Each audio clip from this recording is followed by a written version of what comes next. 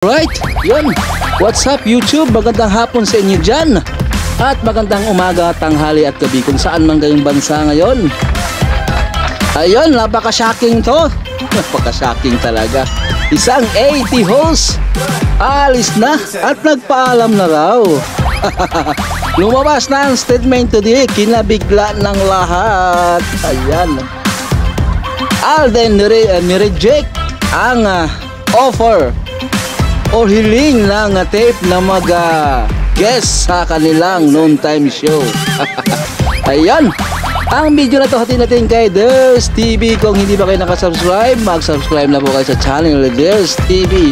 At bago natin umpisahan to, huwag kalimutan ang ating channel, pakisubscribe at pahit na rin sa ating notification bell para ma-update kayo sa ating mga latest na ina-upload. Ayun, maraming salamat sa ating mga bagong subscriber, bagong pasok sa ating channel. Mabuhay po kayo mga ma'am sir. Ayun, pasok, wala na tayong patuming tubig pa, silipin na natin to, baka masilip pa to ng iba. Usapan mamaya ay ang isang E80 host na nagpaalam na po. Nakilabulabog ang announcement na to kanina ng marami. At syempre, marami po ang nalungkot. Mamaya pag-uusapan natin yan kung sino yan. Ganun din ang latest na statement ni Alden sa isang interview na kung saan diretsahan at mariing tinanggihan ni Alden ang alok ng tape na mag-host sa naturang untitled show ng GMA kahit na ito ay under ng network ni Alden na isang napakalaking sampal sa Tape Inc.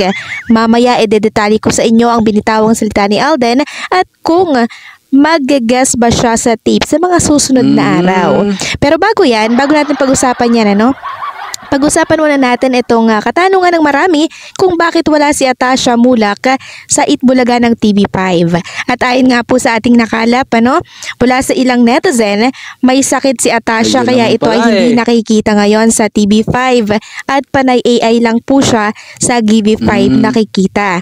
Ngunit ang katanungan ng ilan kung bakit may sakit, bakit next year na ito makikita. So marahil syempre, magbabakasyon at magpapahinga din si Atasha with family. Kung may katotohanan man nga po na next year pa siya makikita. So ulitin ko lang po kung may katotohanan. Kaya abangan na lang natin siya kung lalabas ba siya bago matapos ang taong ito sa Itbulaga ng TV5 or sa bagong taon na po. Samantalang narito naman ang online views ng Itbulaga ng TV5 kanina. So sa TBJ YouTube channel, meron pong 40k na nanonood kanina, habang sa TV5 Philippines naman ay 39k watching. So total of 79k online viewers kanina, samantalang ang Tape Bulaga or ang untitled show ng GMA rather, ganun at ganun pa din yung online viewers nila, 1k. Sus mio marimar. Samantalang pag-usapan naman natin ang naging latest na statement ni Alden, kung tatanggapin ba niya ang offer ng tape at kung tatapak ba siya sa Tape Inc. At ano ba yung sinabi niya tungkol sa TBJ at mga legit Dabber Cards. Alamin natin yan. So ayon po dito sa isang article, ito lang yung part na babasahin natin. So hindi natin babasahin lahat, okay? So ang sabi dito, pero syempre ang inaabangan namin ay kung appear ba si Alden sa kanila si Alden. Ang tinutukoy po dito ay doon po sa Tape Inc.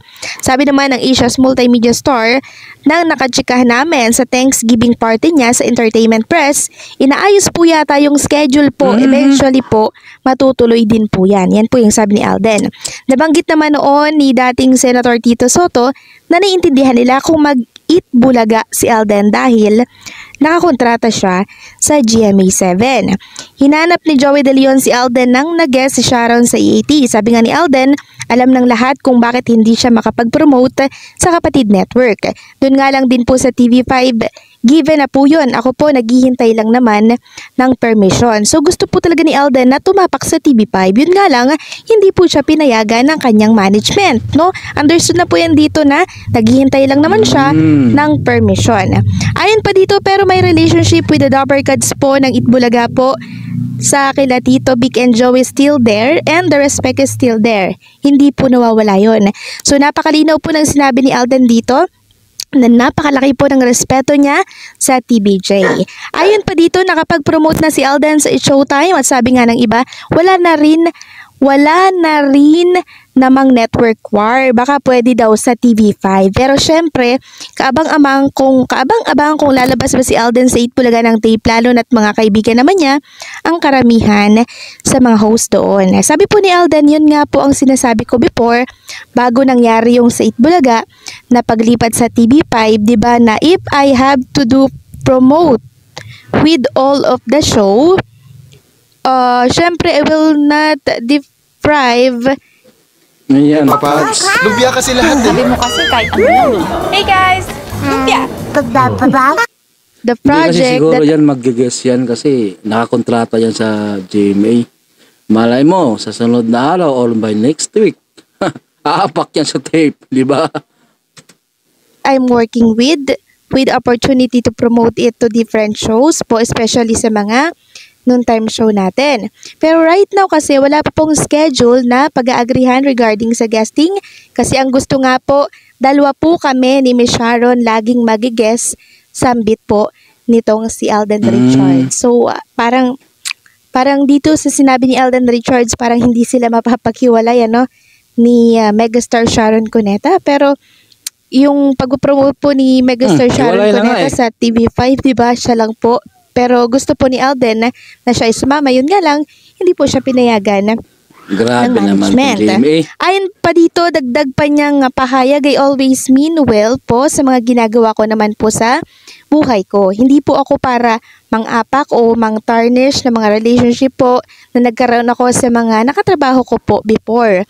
Most especially po Itbulaga na ang laki po ng naitulong sa akin talaga. So talagang napakalaki po ng utang na loob nitong si Alden Richards sa mga legit Dabarkad, sa TBJ.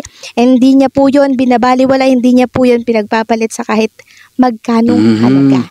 Ayon pa dito, may nagtanong kay Alden sa kaling alokin siya ng tape na mag-host sa Revamp Itbulaga, tatanggapin niya ba ito? At ang sagot po ni Alden, hindi ko po siya tatanggapin. Ay, yun. Loud and clear, hindi ko po siya tatanggapin. Bakbakan, So, Alden! diretsong sagot ng kapuso actor.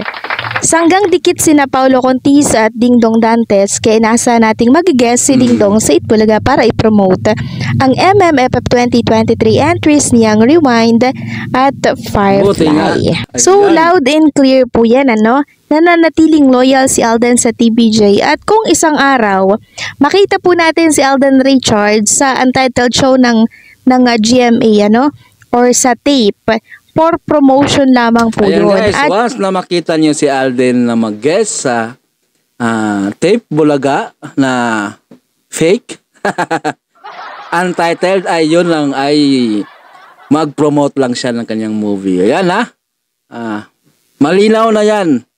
Yan ang tandaan niyo. Baka anong iisipin niyo. Ayan, pasok ulit. At saka isa pa, ang gusto po ni Alden, silang dalawa po ni Sharon Cuneta ang magpo-promote. Silang dalawa yung magkasama. Hindi naman po yan tatapak si Megastar Sharon Cuneta sa tape marahil, di ba?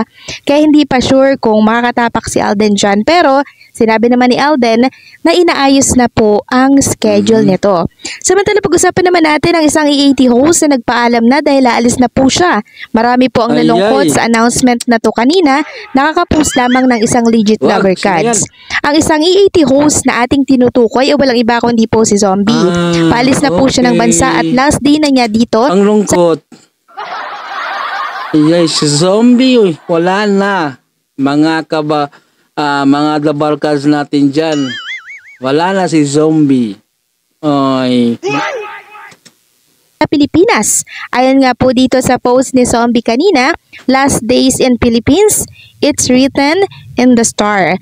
So meron po itong 5.7k na reaction and marami po ang nalungkot dito and merong 671 na comment. And marami nga po ang nag-comment dyan na sana bumalik daw itong si Zombie sa Pilipinas at muli nilang makikita sa Itbulaga ng TV5. So, babalik po itong si Zombie by January at makikita natin siya sa Itbulaga ng TV5.